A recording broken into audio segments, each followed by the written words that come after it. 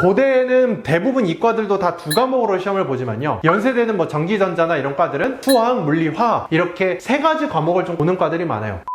안녕하세요. 스카이 편입의 스카이 강쌤입니다. 오늘 이 시간에는요, 연세대, 고려대, 생명 관련된 이 편입 관련해서요, 약대 편입 준비하는 사람들이 정말 지원을 하는지, 그리고 실제로 합격을 하는지, 이런 부분들을 말씀을 드리고자 합니다. 연세대 생명계열 그리고 고려대 생명계열 이 두 전공은요, 약대 편입을 준비하던 학생들이 상당히 많이 지원을 하는 것으로 알려져 있습니다. 그리고요, 실제로 제가 여러 가지 인터뷰를 좀 한 결과 히트를 준비했던 학생들이 상당수였다라는 점을 알 수 있습니다. 이러한 자료들을 좀 바탕으로 파일을 보고 살펴보도록 하겠습니다. 제가 여기 연세대 모집 요강에 대해서 좀 더 갖고 왔는데요, 시스템 생물학, 생화학, 생명공학 이런 전공들이 좀 있고요. 과목들을 보시면 화학생물이 40, 60, 50, 50, 40, 60이라고 해서요, 보통 두 과목들이 있고요. 고려대 같은 경우에도 좀 다시 살펴보면요, 생명과학 대학 했을 때 생명과학부, 생명공학부 뭐 등등 다 보시면은 생명, 화학을 둘 다 공부를 하는 걸로 알 수 있습니다. 근데요, 이 약대 준비하시는 분들이요, 생명이랑 화학에 대해서 과목이 똑같아요. 아무래도 약대 시험이기 때문에 일반적으로 연고대에서 생명 계열을 준비하시는 그런 전공 공부보다 더 깊이가 깊습니다. 특히 화학 같은 경우에도 상당히 깊게 들어가기 때문에요, 이 영상을 보시는 분들이 만약에 약대 편입을 해서 붙으시면 정말 좋기는 한데요, 혹시나 안 되신다 하더라도 이렇게 연세대 그리고 고려대 생명 계열로 많이 전환을 해서 준비를 하신다는 점, 그리고 그분들이요, 약대에 대한 편입에 대한 전공 공부를 했지 연세대나 고려대 이런 생명 관련된 편입 공부를 따로 하신 게 아니고요, 오히려 더 어렵게 공부를 하셨기 때문에 상대적으로 커트라인이 높습니다. 여기 보시면요, 일반적으로 이과대학이라든지 아니면 공대 계열 같은 데를 보면요, 수학, 화학, 수학, 물리, 수학, 물리, 수학, 물리, 일반적인 공대 기준으로 보면요, 수학, 물리가 가장 많은 건 사실입니다. 고대에는 대부분 이과들도 다 두 과목으로 시험을 보지만요, 연세대는 뭐 전기전자나 이런 과들은 수학, 물리, 화학 이렇게 세 가지 과목을 좀 보는 과들이 많아요. 즉 연세대와 고려대 이과를 준비하시는 분들은요,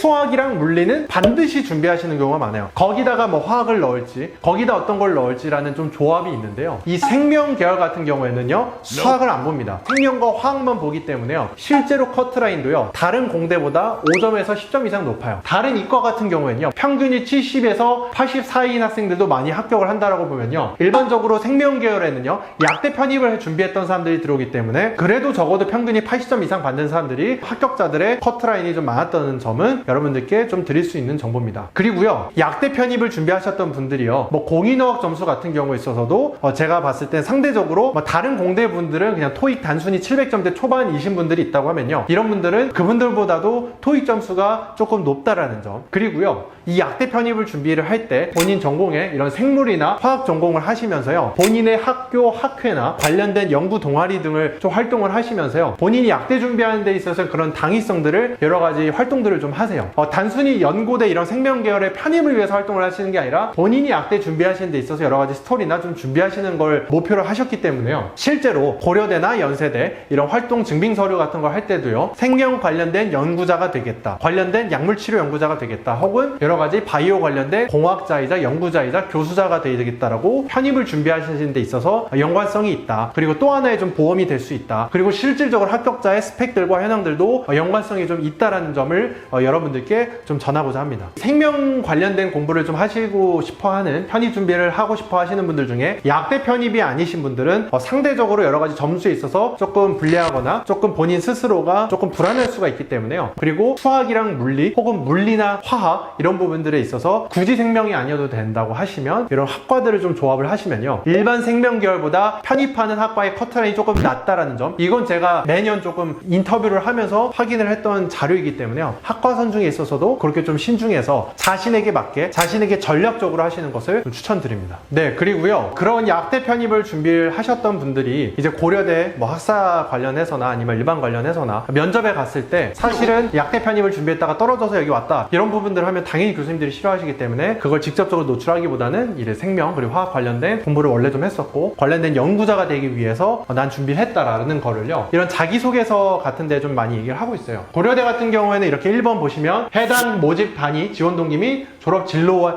계획 관련해서 그렇게 천자 이내로 좀 작성을 해야 되고요, 본인에 대한 가치관, 그리고 학업위에 실제로 여러분들이 활동했다는 점, 이런 게 이제 생명 관련된 계열에서 여러분들이 학회 활동이나 연구 논문 활동이나 하신 게 있으면 적으시는 것을 저는 추천을 좀 드리고요, 입학 후 학습 목표 및 학업 계획에 대해서도 마찬가지고요. 5번 같은 경우에는 시간에도요, 이전 항목에서 표현하지 못한 타인과 구별되는 본인의 강점, 이런 부분에 있어서도 단순히 저는 끈기력이 있습니다, 학업적 뭐가 있습니다 라기보단 실질적으로 우리가 근거로 제출할 수 있는, 증빙이 될 수 있는, 그리고 해당 학과와 연관이 될 수 있는 이런 부분들로 작성을 하시는 것을 전 추천드립니다. 네, 오늘 이 시간에는요, 연세대, 고려대 생명 관련된 편입에 있어서 약대 편입을 준비하는 사람들이 지원을 정말 하는지, 그리고 합격 점수 라인이 일반 공대보다 어느 정도 높은지, 그리고 자소서 같은 것도 어떻게 연관해서 좀 얘기할 수 있는지를 제가 아주 간략하게 말씀을 드렸습니다. 다음 이 시간에도요, 연세대, 고려대 편입 관련된 합격 정보에 대해서 제가 여러분들께 함께 나누도록 하겠습니다. 감사합니다.